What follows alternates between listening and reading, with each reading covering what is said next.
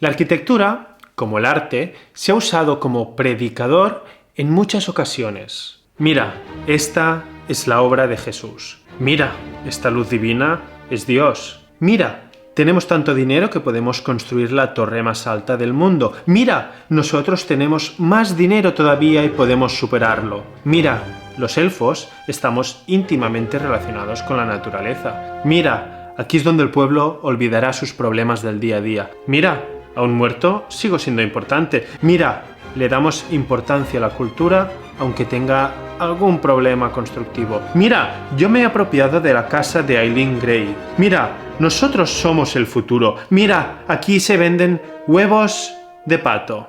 El medio es el mensaje, que es algo que decía Marshall McLuhan, refiriéndose a la televisión, y en cómo no es tan importante el contenido en sí, sino el cómo se cuenta. Y es que la arquitectura muchas veces es ese cómo. La arquitectura manda un mensaje. La Iglesia de la Luz del Mundo es una organización cristiana que tiene un funcionamiento sectario. Sus líderes han ejercido el poder sobre sus miembros, tanto dentro como fuera de la organización, de la Iglesia. Y lo han hecho a través del trabajo, del estudio o de las relaciones intrafamiliares. Pero también lo han ejercido a través de su arquitectura. Porque la arquitectura nos manipula. Y además, para acabarlo de alinear, con comportamientos muy típicos de secta. Han ejercido abusos sexuales durante años y años, tal y como se recoge en varios documentales, como este de HBO o este de Netflix. Pero, ¿qué tienen de característico los templos de la Iglesia de la Luz del Mundo?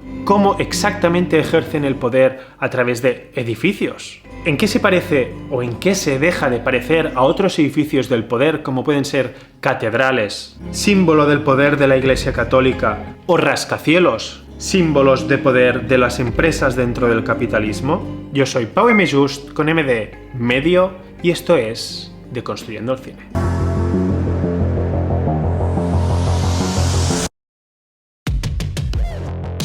En 1926, Eusebio Joaquín ve la luz de una revelación divina y deja su vida militar en la Revolución Mexicana para restaurar la Iglesia.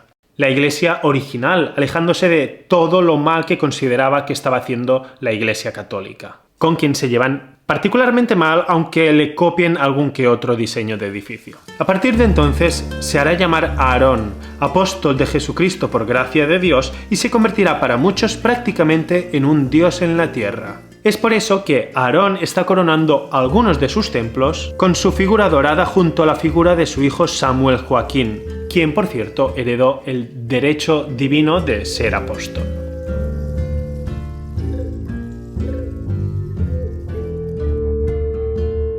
Hasta aquí han pasado casi 100 años, 5 millones de fieles según afirma la Iglesia, 15.000 templos repartidos en 58 países y varios casos de abusos sexuales y pederastia por los que acusaron a Samuel Joaquín y por los que condenaron a 16 años de prisión al hijo de este y actual apóstol, Naasón Joaquín García. Y aquí tenemos ya el primer ejemplo de muestra de poder, de cómo la arquitectura puede distorsionar la fe o las creencias de la gente. Nadie se atrevía a decir nada en contra de estas personas por las represalias y porque creían que eran mensajeros de Dios, que todo crimen que se hacía en su nombre era una buena obra. Al fin y al cabo eran personas que coronaban la cima de una iglesia, eran personas que tenían una escultura dorada cercana al cielo. ¿Cómo no van a ser poderosos y cómo no van a ser buenos? La imagen de una persona en sí ya es poderosa. Vamos, es que es de primero de dictador. Creo que no hace falta hablar de la función histórica que tiene la escultura como representación,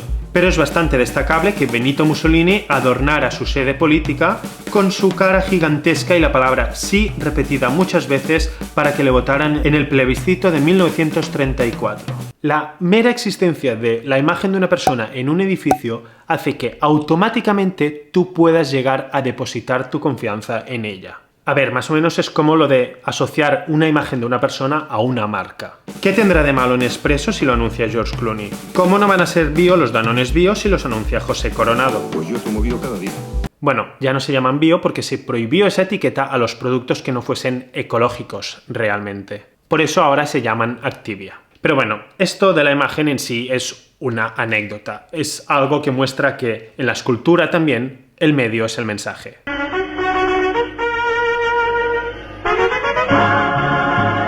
Empecemos por el principio. En 1952, el gobierno de Guadalajara, en México, otorga a la Iglesia de la Luz del Mundo 14 hectáreas de la ciudad para construir Hermosa Provincia, la colonia de la Iglesia. Colonia construida con el apoyo institucional, con los diezmos y con la mano de obra de los fieles. La colonia cuenta con hospital, mercado, escuelas, banco, comisaría... Pero, ¿cómo se construyó esta colonia? Para empezar, se construyó bajita, sin mucha fantasía y con colores neutros, lo cual magnifica más todavía el templo que irá colocado en el centro. En el centro, sí, porque se estructura de la forma más clásica y conocida para controlar a la población, el sistema panóptico. No fue hasta el siglo XVIII en que el filósofo Jeremy Bentham teoriza y desarrolla el panóptico, una estructura arquitectónica para vigilar a presos en prisiones. La idea es muy clara, es como una rueda con un centro donde se encuentra un único vigilante y en el neumático las distintas celdas. Los presos no saben cuándo son vigilados, así que teóricamente tienen que comportarse durante todo el rato. Esto se ha aplicado así en Stateville o en la Presidio Modelo en Cuba. La constante vigilancia, como en estos casos, no es la versión del panóptico más construida alrededor del mundo, sino que se han construido miles de cárceles con un sistema más radial. Este es el caso, por ejemplo, de la Presó Model de Barcelona o de Barbiland.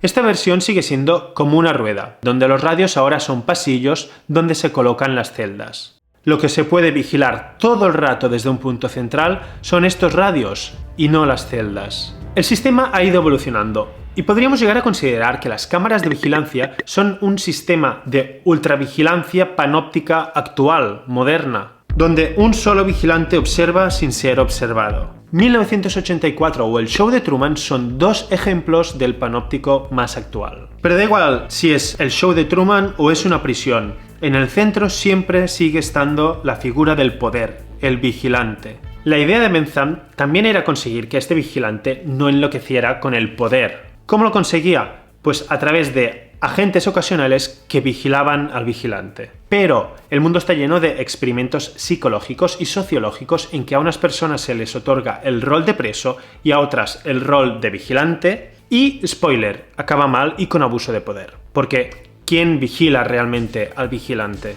¿Quién vigila esa figura central de un panóptico? ¿Quién puede alzar la voz respecto a los abusos que esa figura realiza si por algo está en el centro? Esa persona tiene el poder, ya sea porque tiene una pistola o porque Dios la ha colocado allí. Porque en el centro de ese panóptico llamado Hermosa Provincia solo puede haber un único edificio, la Iglesia, y una única persona, el apóstol. En Hermosa Provincia, de hecho, los propios miembros controlan las entradas y salidas de la colonia. La colonia es el medio para el mensaje. Pero, ¿cómo es el centro de la Iglesia de la Luz del Mundo?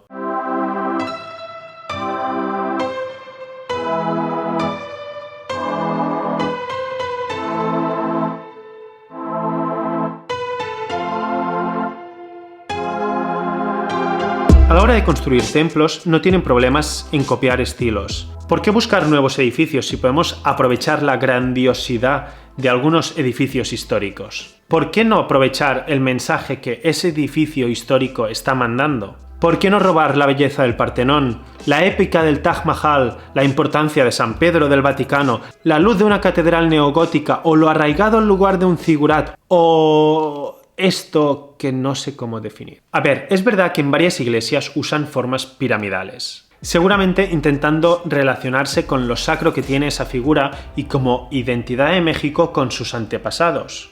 La pirámide es un medio que manda un mensaje: soy de aquí y soy sagrado. Y esto también va a ocurrir en su sede principal, una pirámide escalonada, pero esta vez no se parece mucho a las incas, por ejemplo, porque tenían que hacer algo mucho más icónico. El centro de esa colonia es algo muy distinto, tiene que ser algo único. Bueno, en Alaska tienen una réplica en miniatura de este, pero vaya. La sede no puede tener la forma de San Pedro del Vaticano si precisamente criticas lo que hace el Vaticano. Empezando por arriba, a 83 metros de altura, siendo el templo de mayor tamaño de Latinoamérica, y el más alto de Guadalajara, la Iglesia de la Luz del Mundo se corona con sus 2 apóstoles que ya hemos visto que reposan sobre una estructura en espiral y en pirámide. El propio edificio ya es un templo jerárquico y representativo de la estructura de la Luz del Mundo, además de representativo de cómo fue construido. Una base muy amplia, caben unas 12.000 personas. El pueblo, los fieles, que construyen la iglesia no solo con sus horas de trabajo ofreciendo mano de obra gratis, sino que además pagando el 10% de su sueldo.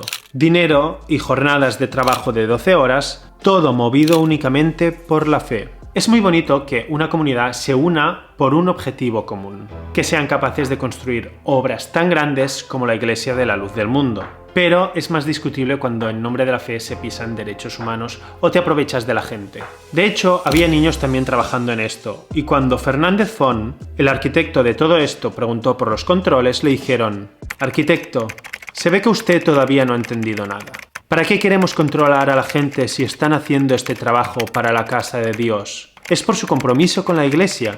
No tenemos supervisores de control de personal». En cualquier caso, quien sale enaltecida siempre es esa gran figura de su representante, la que corona el edificio, la misma que abusa de su poder para aprovecharse de ellos. La idea original era crear un edificio sin principio ni fin, que los colores y la luz te hagan sentir pequeñito como persona ante la inmensidad de Dios o de la Iglesia y el apóstol. Samuel ya dijo que el templo sería su predicador más importante, para atraer a la gente y crear un lugar susceptible para que se adoctrine y así crecer. Esto no son palabras mías, sino de Joel Silva Orozco, el arquitecto encargado del concurso y exmiembro de la Iglesia. Y aquí está el poder de la arquitectura en manos de una secta. La fe mueve montañas, pero también las construye. La arquitectura en este caso es el medio que transmite el mensaje de la fe. Espero que os haya gustado este vídeo y estoy encantado de leer vuestras opiniones en los comentarios.